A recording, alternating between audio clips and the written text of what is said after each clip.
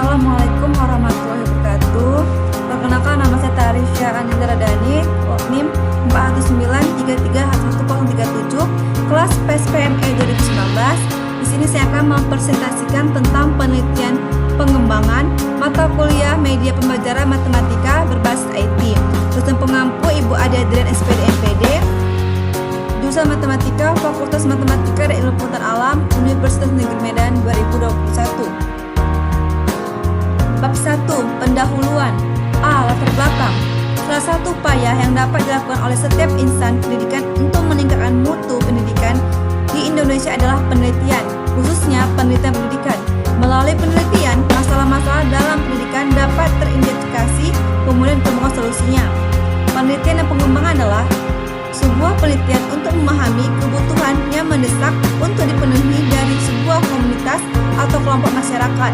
Selanjutnya, dilakukan kajian mendalam terhadap sebab-sebabnya, sekaligus kajian teori yang relevan mengatasi sebab tersebut. Untuk selanjutnya, digunakan sebagai dasar dalam mengembangkan sebuah produk, memvalidasi dan menguji efektivitasnya. Rumusan masalah. 1. Apa yang dimaksud dengan penelitian pengembangan? 2. Bagaimana proses penelitian pengembangan? 3. Apa saja model penelitian pengembangan? 4. Apa yang dimaksud dengan model 4D? 5. Apa yang dimaksud dengan model ADDIE? 6. Apa yang dimaksud dengan kualitas bahan ajar? Tujuan. Pertama, untuk mengetahui pengertian penelitian pengembangan. Kedua, untuk mengetahui proses penelitian pengembangan. Ketiga, untuk mengetahui model penelitian pengembangan. Keempat, untuk mengetahui model 4D. Kelima, untuk mengetahui model ADDIE. Keenam, untuk mengetahui kualitas bahan ajar. Bab 2. Pembahasan. A. Penelitian pengembangan. Pengertian penelitian pengembangan menurut Borg dan Gold adalah suatu proses yang dipakai untuk mengembangkan dan memvalidasi produk pendidikan. Sedangkan menurut Sells dan Richard bahwasanya penelitian pengembangan adalah kajian secara sistematis untuk merancang, mengembangkan, dan mengevaluasi program-program, proses dan hasil-hasil pembelajaran yang harus memenuhi kriteria konsistensi dan keefektifan internal. Berdasarkan beberapa pengertian dari para ahli di atas, dapat disimpulkan bahwa penelitian pengembangan adalah suatu proses yang dipakai untuk mengembangkan suatu produk baru atau bahkan menyempurnakan produk yang telah ada agar lebih efektif dan relevan. B. Proses pengembangan. Pertama, penelitian dan pengumpulan informasi awal atau Research and Information Collection, yaitu penelitian dan pengumpulan informasi awal penelitian yang meliputi kajian pustaka, pengamatan atau observasi kelas, dan persiapan laporan awal. Kedua, perencanaan atau planning. Menyusun rencana penelitian meliputi kemampuan-kemampuan yang diperlukan dalam pelaksanaan penelitian, rumusan tujuan yang hendak dicapai dengan penelitian tersebut, desain atau langkah-langkah penelitian, kemungkinan pengujian dalam lingkup terbatas. Ketiga, pengembangan format produk awal atau develop preliminary form of production, yaitu pengembangan bahan pembelajaran, proses pembelajaran, dan instrumen evaluasi. Keempat, uji coba awal atau preliminary field testing, yaitu uji coba awal dilakukan pada 6-12 orang responden terlebih dahulu. Hal ini dilakukan untuk mengantisipasi kesalahan yang dapat terjadi selama penerapan model yang sesungguhnya berlangsung.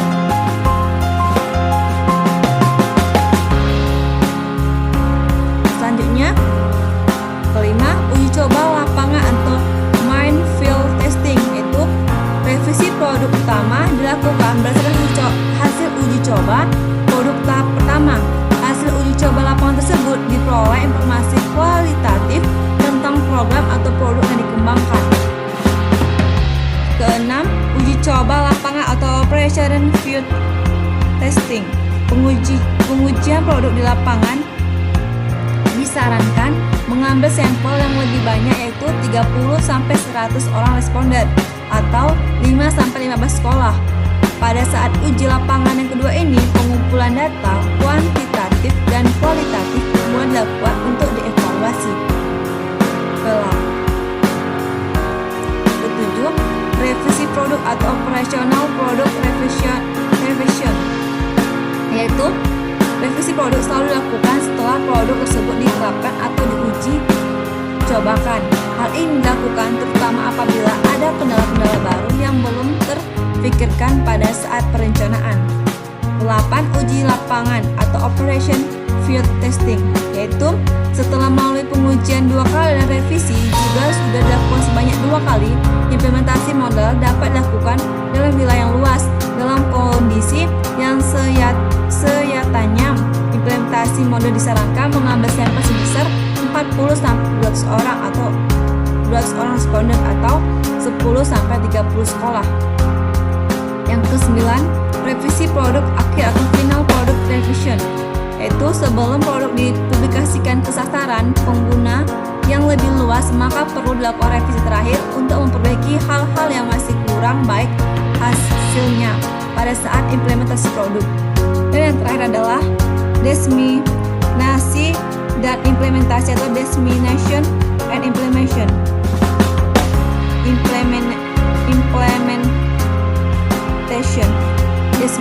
Diseminasi dan implementasi adalah menyampaikan hasil pengembangan atau proses, prosedur, atau produk kepada para pengguna dan profesional melalui forum, pertemuan, atau menuliskan dalam jurnal atau dalam bentuk buku atau handbook.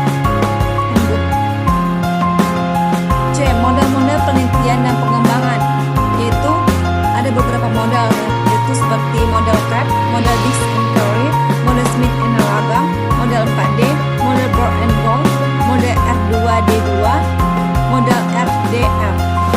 Pertama itu model CAP. Model CAP ditemukan oleh Gerard Cap, G.R. Morrison, dan S.M. Ross, berlangsung dari berbagai siklus yang tidak memiliki titik awal yang mengharuskan pengembangan melalui aktivitas pengembangan. Semua aktivitas pengembangan saling berhubungan secara langsung dengan aktivitas revisi produk yang dikembangkan.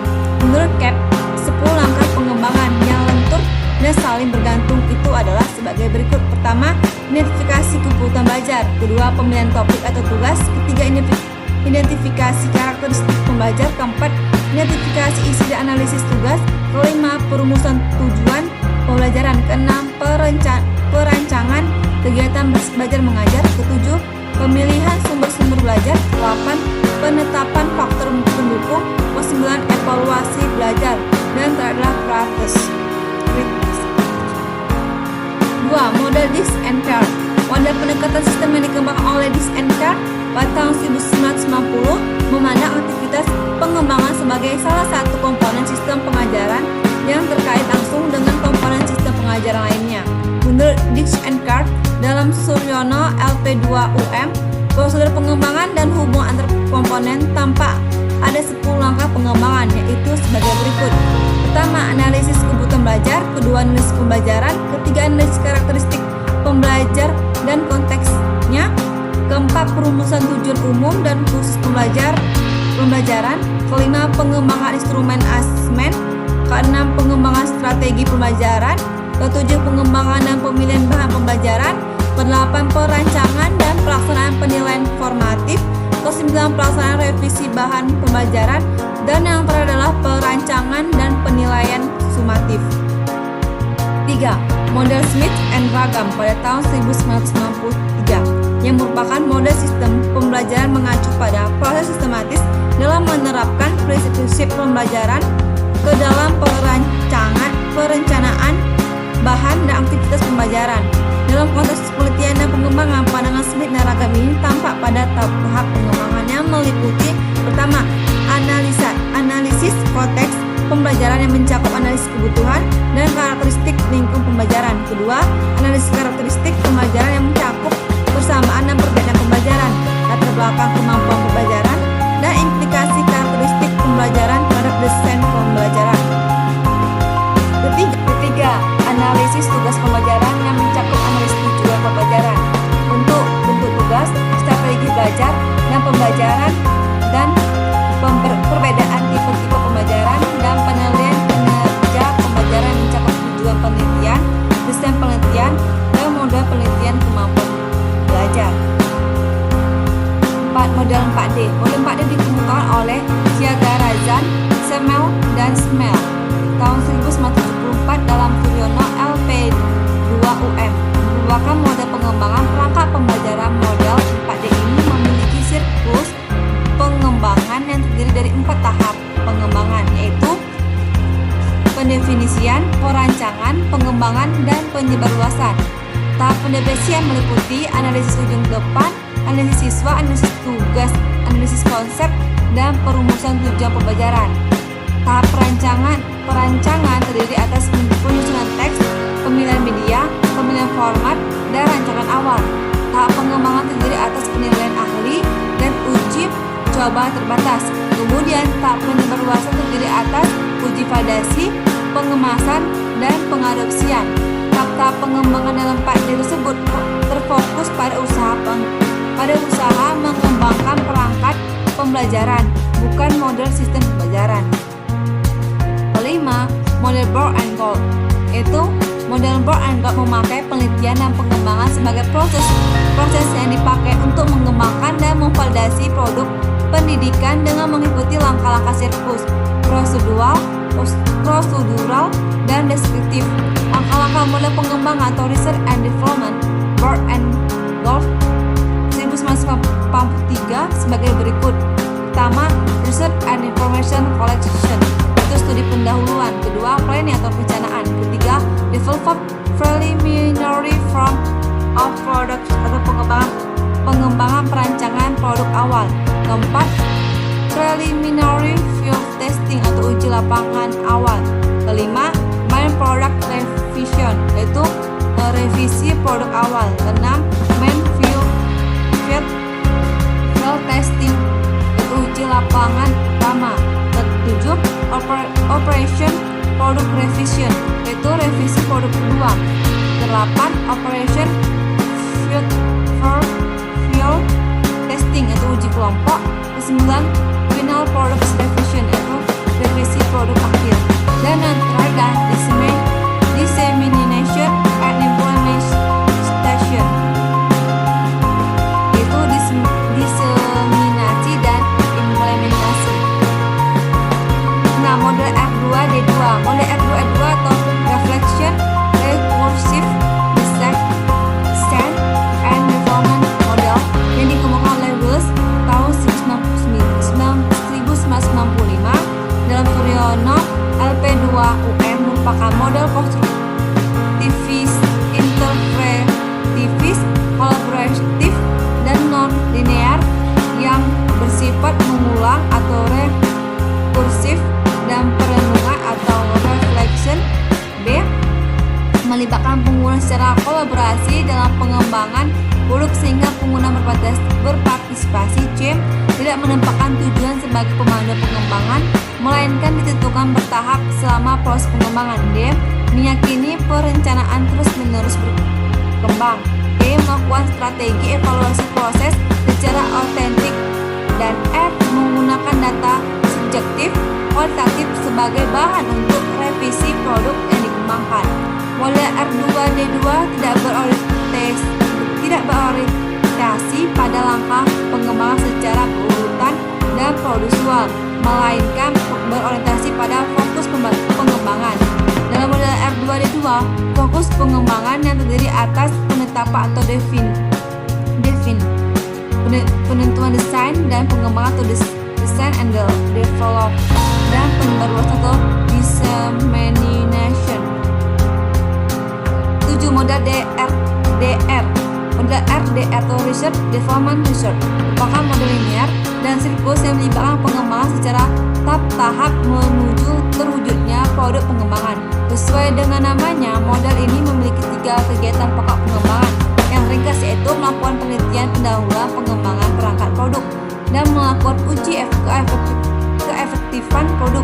Penelitian pendahuluan digunakan untuk memperoleh informasi awal kebutuhan, kondisi lapangan, dan kelayakan pengembangan produk. Hasil studi pendahuluan ini digunakan untuk merancang dan mengembangkan produk.